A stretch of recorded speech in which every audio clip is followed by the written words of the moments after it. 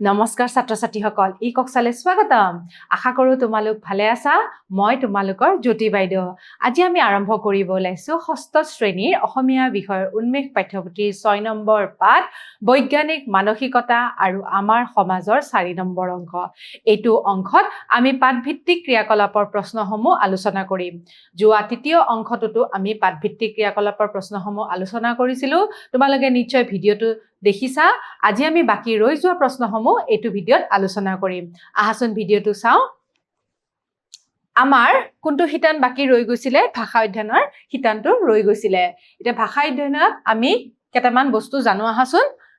পাঠটোত থকা বৈজ্ঞানিক শব্দৰ মূল শব্দটো হৈছে বিজ্ঞান এই বৈজ্ঞানিক শব্দটোৰ মূল শব্দ মানে কোনটো শব্দৰ পৰা আহিছে বিজ্ঞান শব্দৰ পৰা বৈজ্ঞানিক শব্দটো আহিছে এই বিজ্ঞান শব্দটো এটা বিশেষ্য পদ হয় বিশেষ্য পদ মানে তোমালোকে জানাই যি পদে নামসূচক বস্তুবিলাকৰ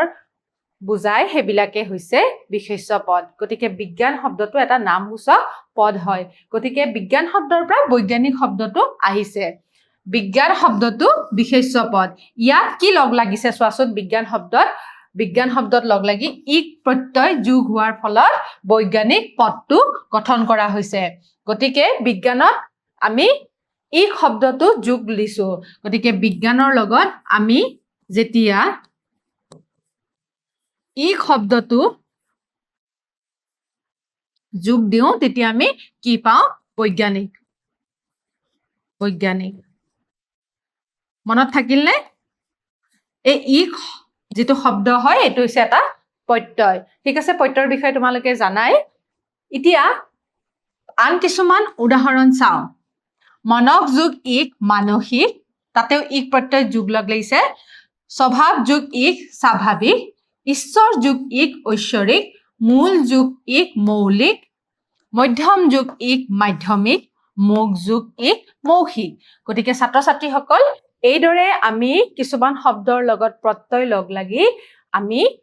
বিশেষ্য পদৰ পৰা বিশেষণ পদলৈ ৰূপান্তৰিত কৰিলো এগেটা হৈছে বিশেষণ পদ ঠিক আছে আৰু এগেটা হৈছে বিশেষ্য পদ হ'ব 6 নম্বৰ প্ৰশ্নটো এবাৰ চাও তলত দিয়া বিশেষ্য পদ বুজোৱা শব্দ কেইটাত ইক প্ৰত্যয় যোগ কৰি ইয়াৰ বিশেষণ ৰূপটো লিখা গতিকে ইয়াতে বিশেষ্য শব্দ কেইটামান আছে আমাক বিশেষণত ৰূপান্তৰিত কৰিব দিছে আমি ইয়াতে ইক প্ৰত্যয় যোগ কৰিম এতিয়া তোমালোকে কোৱাচোন ইয়াতে যদি আমি ইক প্ৰত্যয় যোগ দিও কি হ'ব পাৰে উপন্যাসৰ লগত আমি ইক প্ৰত্যয় যোগ দিয়াৰ ফলত ঔপন্যাসিক হৈছে ইতিহাসৰ লগত কি হ'ব পাৰে ইতিহাসিক তাৰপিছত শিক্ষাৰ লগত শৈক্ষিক তাৰপিছত বাণিজ্যৰ লগত বাণিজ্যিক আৰু ভূগোলৰ লগত কি হ'ব ভৌগোলিক গতিকে ইয়াৰে উত্তৰকেইটা আমি এতিয়া চাও ইতিহাসৰ লগত ইতিহাসিক ঠিক আছে ইতিহাসৰ লগত ইতিহাসিক তাৰপিছত শিক্ষাৰ লগত শৈক্ষিক বাণিজ্যৰ লগত বাণিজ্যিক আৰু ভূগোলৰ লগত ভৌগোলিক গতিকে আমি এই শব্দকেইটাৰ বিশেষণ পদটো পালো ঠিক আছে বিশেষ্য পদৰ পৰা আমি বিশেষণ পদটো ৰূপান্তৰিত কৰিলো নিশ্চয় তোমালোকে বুজি পাইছা তোমালোকৰ কিতাপতো এইকেইটা উত্তৰ লিখি লবা হ'ব তলত দিয়া শব্দজোৰৰ আৰ্হিত বাকচত থকা শব্দবোৰৰ বিপৰীত অৰ্থ বুজোৱা শব্দসমূহ লিখা এতিয়া ইয়াতে আমাক শব্দজোৰ এটা দিছে মানে এজোৰ শব্দ দিছে বৈজ্ঞানিক অবৈজ্ঞানিক হয়নে নহয় বৈজ্ঞানিক আৰু অবৈজ্ঞানিক এগেটা এটাৰ আনটো বিপৰীত হয় গতিকে আন কিছুমান শব্দ দিছে সময় শব্দকেইটা আমি পঢ়ি দিছো সময় সাধু ন্যায় ক্লান্ত শান্ত আৰু ভয় গতিকে ইয়াৰ বিপৰীত শব্দ কি হ'ব পাৰে চাও হা দেই সময়ৰ হ'ব অসময় সাধুৰ হ'ব অসাধু ন্যায় অন্যায় ক্লান্ত অক্লান্ত শান্ত অশান্ত ভয় অভয় গতিকে কি পালো সময় অসময় সাধু অসাধু ন্যায় অন্যায় ক্লান্ত অক্লান্ত শান্ত অশান্ত ভয় অভয় গতিকে উত্তৰকেইটা আমি এদৰে উলিয়াব পাৰো ঠিক আছে এটা পিছৰ প্ৰশ্নটোলৈ যাও জানো আহা পাঠটোত থকা প্ৰৱণতা আৰু মানসিকতা এই শব্দ দুটা গুণবাচক বিশেষ্য মানে বিশেষ্য পদৰ গুণবাচক বিশেষ্য পদ বুলি কৈছে শব্দকেইটা কেনেকৈ গঠন হৈছে চাও আহা প্ৰবন যোগ তা প্ৰৱণতা মানসিক যোগতা মানসিকতা হ'ব ইয়াৰে প্ৰবন আৰু মানসিক শব্দ দুটা হৈছে মূল শব্দ গতিকে আমি মানসিক আৰু প্ৰবন শব্দ দুটাৰ পৰা আমি প্ৰবণতা আৰু মানসিকতা শব্দটো পাইছো এতিয়া চাবাচোন মূল শব্দৰ পাছত তা প্ৰত্যয় যোগ হৈ একোটা অৰ্থপূৰ্ণ ৰূপ গঠিত হৈছে গতিকে যেটো মূল শব্দ হয় মূল শব্দ কোনকেটা পাইছিলো আমি প্ৰবন আৰু মানসিক হয়নে নহয় প্ৰবন আৰু মানসিক পাইছিলো হয়নে নহয় যে প্ৰবন আৰু মানসিকত আমি তা শব্দটো লগাইছো তা প্ৰত্যয়টো লগাইছো এটো চোৱা তা প্ৰত্যয় লগাইছো আমি ইয়াতে তা প্ৰত্যয় লগোৱাৰ লগে লগে এতিয়া এই শব্দটোৰ বেলেগ এটা অৰ্থপূৰ্ণ শব্দ ৰূপান্তৰিত হৈছে ঠিক আছে এতিয়া উদাহৰণ দৰে তলত দিয়া শব্দকেইটাৰো গুণবাচক বিশেষ্য ৰূপটো লিখা গতিকে আমাক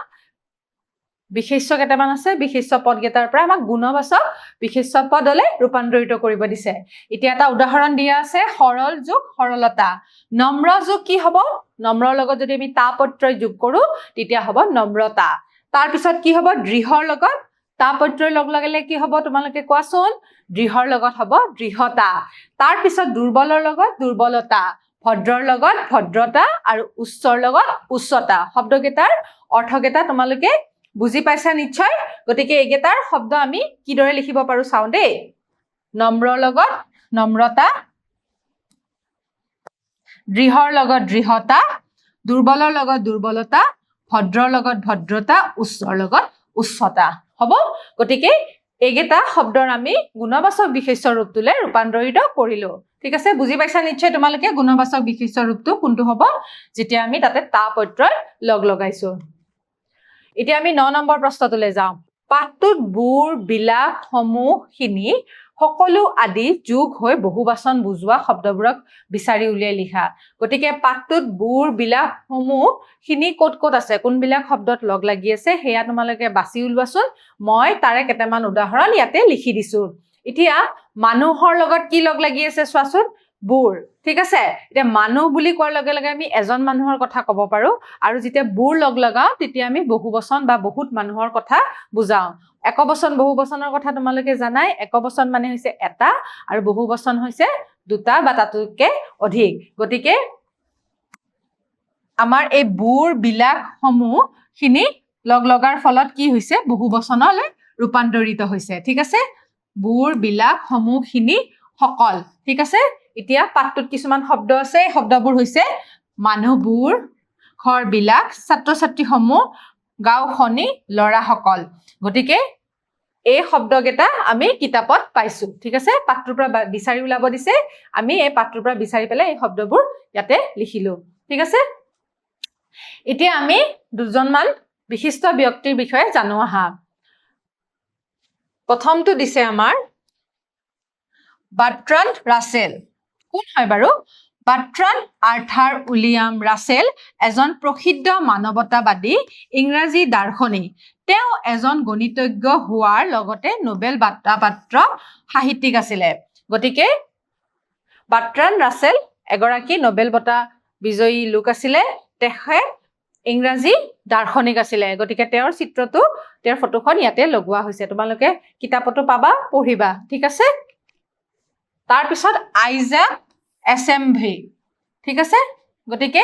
তেওঁৰ বিষয়ে আমাৰ কিতাপত আছে পাঠটিত উল্লেখ আছে আইজাক এছেম্বলি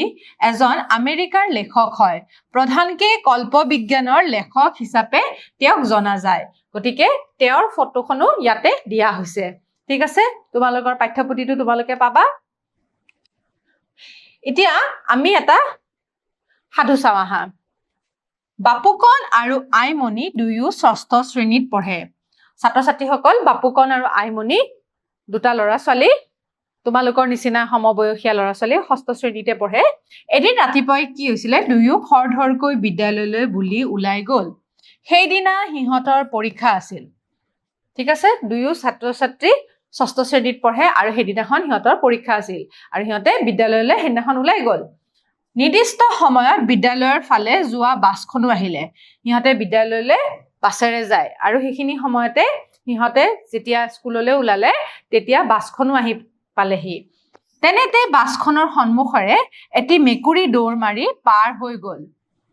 সেইখিনি সময়তে সিহঁতে দেখা পালে যে বাছখনৰ সন্মুখেৰে এটা মেকুৰী পাৰ হৈ গৈছে ঠিক আছে তাকে দেখি বাপুকণ ৰৈ গ'ল কিন্তু আইমণিকো ৰবলৈ ক'লে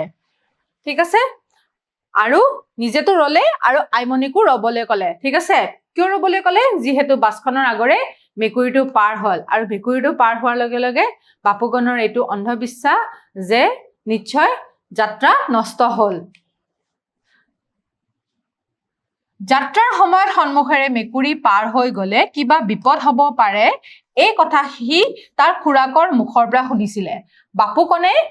তাৰ খুৰাকে এদিন কোৱা মনত আছে যে যাত্ৰাৰ সময়ত যদি মেকুৰী এটা আগভেটি ধৰে বা ৰাস্তাটো পাৰ হৈ যাওঁতে আগেৰে পাৰ হৈ যায় তেনেহলে